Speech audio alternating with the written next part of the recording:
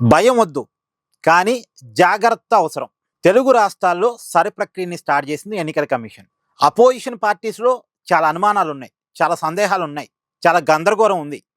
కానీ ఎన్నికల కమిషన్ అయితే చెప్తుంది, మేము సరైనటువంటి ఏ ఓటుని కూడా తొలగించాం. ఎవరు ఓట్లు తొలగిస్తారు? దొంగోట్లు. అంటే మనిషి ఉండడు, కానీ మనిషి పేరుతో ఓటు ఉంటుంది, అలాంటి ఓటు తొలగిస్తారు.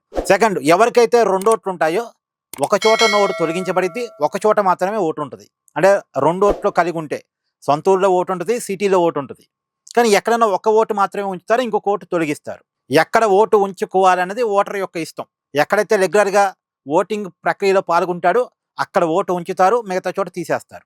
పైగా 2002 సరి ప్రక్రియలో గనక మీ ఓటు ఉంటే మీకు ఇప్పుడు ఇబ్బంది ఉండదు.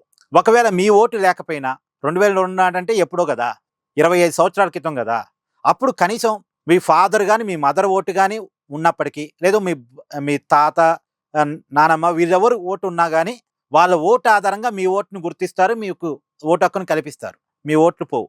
ఒకవేళ 2002 నాడు మీ కుటుంబ సభ్యుల ఓట్లు ఏమీ లేకపోయినా సరే, మీరు కొత్తగా మీకున్నటువంటి గుర్తింపు కార్డుల ద్వారా ఓటు హక్కుని పొందవచ్చు, ఉన్న ఓటు హక్కుని కాపాడుకోవచ్చు. ఇది ఎన్నికల కమిషన్ చెప్తుంది. మీరు ఎక్కడ కూడా భయపడాల్సిన అవసరం లేదు. కొన్ని గుర్తింపు కార్డులు ఉన్నాయి.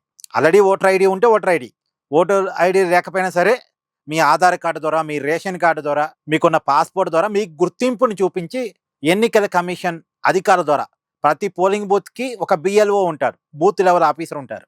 ఈ బూత్ లెవెల్ ఆఫీసర్తో కోఆర్డినేట్ మీ ఓటుని మీరు కాపాడుకోవచ్చు. ఒకవేళ బూత్ లెవెల్ ఆఫీసర్తో మీరు కొలాబరేట్ కావడం కష్టమైతే బూత్ లెవెల్ ఏజెంట్స్ ఉంటారు. ప్రతి పార్టీ తరఫున ఒక ఏజెంట్ ఉంటారు ప్రతి బూత్లో కూడా. ఫర్ ఎగ్జాంపుల్ తెలంగాణలో బీఆర్ఎస్ పార్టీ తరఫున ఒక ఏజెంట్ ఉంటారు, కాంగ్రెస్ పార్టీ తరఫున ఒక ఏజెంట్ ఉంటారు, బీజేపీ పార్టీ తరఫున ఒక ఏజెంట్ ఉంటారు, కమ్యూనిస్ట్ పార్టీల తరఫున ఒక ఏజెంట్ ఉంటారు.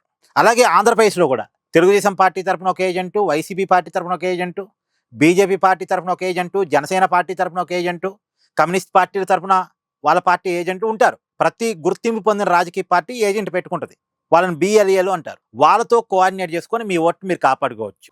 సో సరి ప్రక్రియ ద్వారా దొంగ ఓట్లను ఏరువేయటం మాత్రమే ఎన్నికల కమిషన్ చేస్తుంది. ఇప్పుడు చాలా రాష్ట్రాల్లో జరిగింది, తమిళనాడులో జరిగింది, కేరళలో జరిగింది, బెంగాల్లో జరిగింది. అక్కడ చాలా ఓట్లు పోయాయి. ఉత్తరప్రదేశ్లో జరిగింది, చాలా ఓట్లు పోయిన మాట వాస్తవం. కానీ ఎవరు ఓట్లు పోయాయి? ఎవరైతే చనిపోయినా సరే ఇంకా ఓటు హక్కు ఉంటుందో వాళ్ళ ఓటు తీసేశారు. ఎవరైతే ఓటు ఉంటుంది కానీ మనిషి ఉండడో దొంగ ఓట్లు అవి తీసేశారు. ఎవరికైతే డబల్ ఓట్స్ ఉంటాయో అవి తీసేశారు. అంతే తప్ప రెగ్యులర్గా ఓటింగ్ ప్రక్రియలో పాల్గొనే నిజమైన ఓటర్ల ఓటు తొలగించలేదు అనేది ఎన్నికల కమిషన్ చెప్తుంది. నిజంగా కూడా నిజమైన వాళ్ళు ఓటు తీసేస్తే రోడ్డు మీదకి జనాలు వస్తారు కదా. వేలాది మంది ఓటు తీసేశారనుకోండి, జనం ఊరుకుంటారా? ఎవరు ఓటు తీసేస్తే ఎవరు ఊరుకుంటారండి? ఎవరు ఊరుకోరు కదా. ఎవడో అనుకోకుండా ఒక ఓటు పోతే వాడు కాముకుంటాడు. కానీ అలాంటి వాళ్ళు 100 మంది ఉంటే రోడ్డు మీదకి వస్తారు. అలాంటి వాళ్ళు 1000 మంది ఉంటే రోడ్డు మీదకి వస్తారు, గొడవ చేస్తారు, మా ఓట్లు తీసేస్తున్నారండి. సో ఎవరు నిజమైన ఓట్లు కూడా పోవు అనేది ఎన్నికల కమిషన్ చెప్తుంది. కొంచెం జాగ్రత్తగా ఉండండి. భయం అవసరం లేదు, కానీ జాగ్రత్తగా ఉండండి. Please do like, share and subscribe this channel.